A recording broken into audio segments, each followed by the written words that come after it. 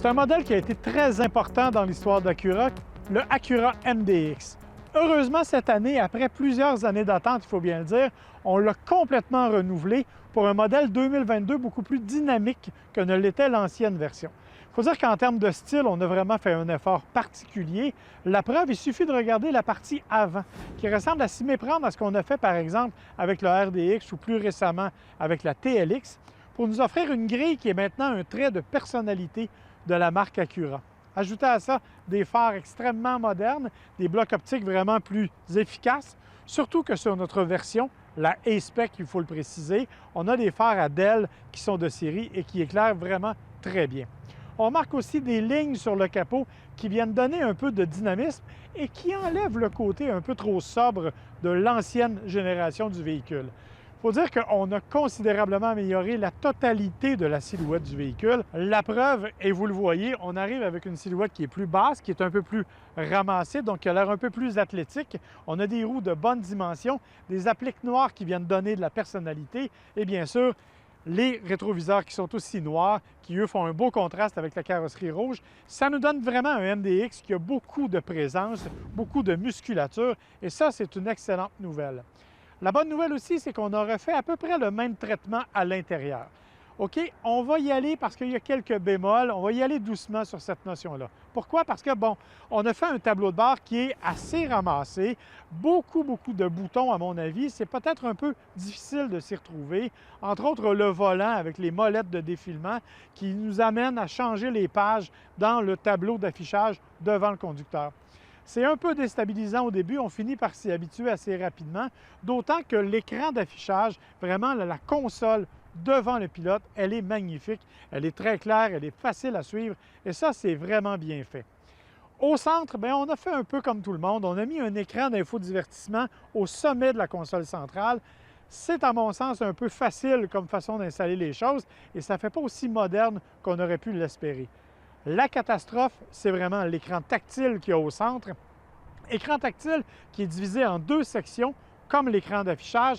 C'est pas simple, on est obligé de regarder souvent vers le pavé tactile pour trouver la bonne destination.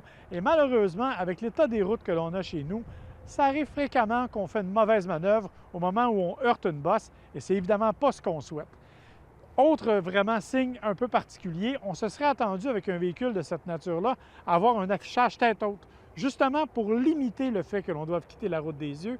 Or, on ne l'a pas sur la version A-Spec. Il faut aller vraiment sur la version la plus haut de gamme pour en disposer. Ça aurait au moins permis de corriger un peu des défauts de ce pavé tactile. Pour le reste, il faut le dire, Acura a fait un travail exceptionnel au niveau de la finition, au niveau des détails. On a même mis des surpiqûres dans les portières. C'est vraiment magnifique. Les matériaux sont beaux. Et on a une petite molette au centre de tout ça qui nous permet de faire évoluer, si on veut, les différents modes de conduite, allant du mode nage à un mode confort, un mode normal et un mode sport. L'espace à l'intérieur a aussi été bien pensé. Bon, il y a une troisième rangée pour laquelle ce n'est pas nécessairement un usage régulier. En fait, il faut vraiment en avoir un besoin urgent ou pas faire de très longues distances parce que l'espace est un peu limité. En revanche, quand on abaisse cette troisième rangée-là, ça nous donne vraiment un bon espace de chargement et ça, je pense que c'est une excellente nouvelle aussi. Bien sûr, siège ventilé, siège chauffant, pas de siège massant malheureusement, mais écoutez, on ne peut pas tout avoir non plus. C'est quand même un véhicule qui vaut 63 000 $ dans sa forme actuelle. Au niveau de la mécanique, on n'a pas cherché bien loin. On a le V6 3,5 litres de 260 chevaux, 267 livres-pieds de couple.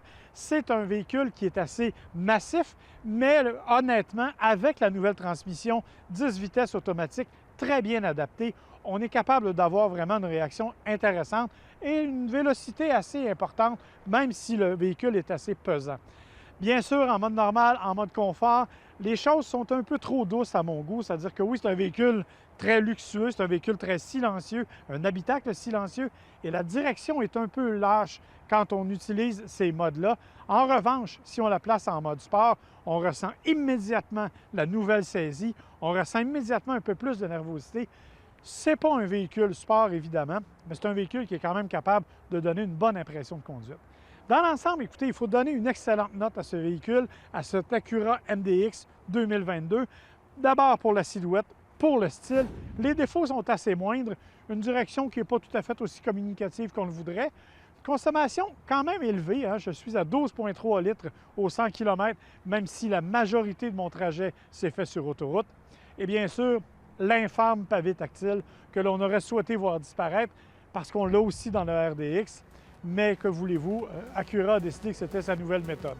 Bref, c'est un véhicule qui mérite une attention, qui devrait conquérir le cœur de ceux qui aimaient déjà le MDX, mais qui aura peut-être un peu de difficulté à aller chercher de nouveaux acheteurs.